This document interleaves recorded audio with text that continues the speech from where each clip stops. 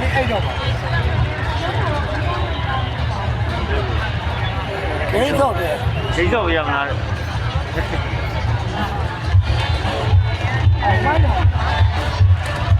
အခုဒီလေးပြောတော့ပါ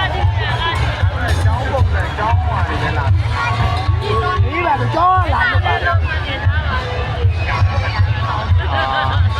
မင်းတစ်ချင်းနေသမ်းပါဦးမင်းတစ်ချင်းရေးမကြည့်သေးဘူးမြုံမြန်ကြီးပွဲကြည့်ဖို့လားအဲရှိုးပွဲနေခဏရထားမြုံမြန်လွတ်တော့မအောင်ငါအဲ့ဒါတာဝန်ရှိသူကငါတော့ပြောတယ်တရားပုံကြီးနဲ့ဆောက်တယ်လို့ကျောင်းထားအောင်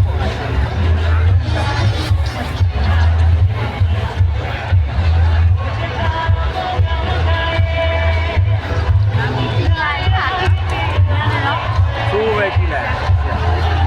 တော့ချောင်းဝါတီရီဟုတ်တယ်အားပြုလဲလိုက်တူရတာဒ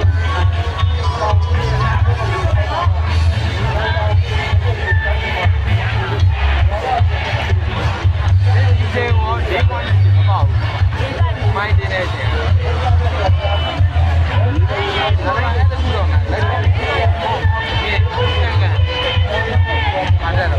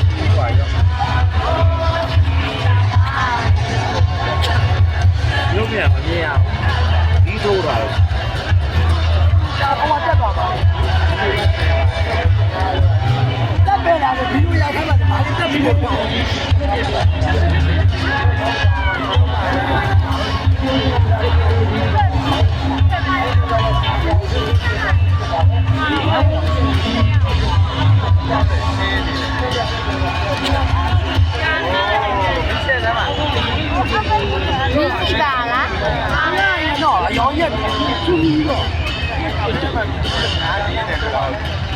ဒီလိုမှမရိုက်တာလားဒီအကြီးကိုကမ္ဘာကြီးလိုက်ကြည့်ဟုတ်ပါဘယ်မှာဖြစ်လဲဆိုရိုက်တယ်လည်းပုံစံလေးနဲ့ကြည့်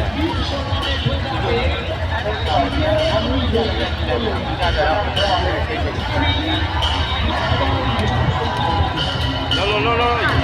ရိုက်တော့လားလက်ကောက်ကလေးတွေပြည့်နေပြီဆိုရင်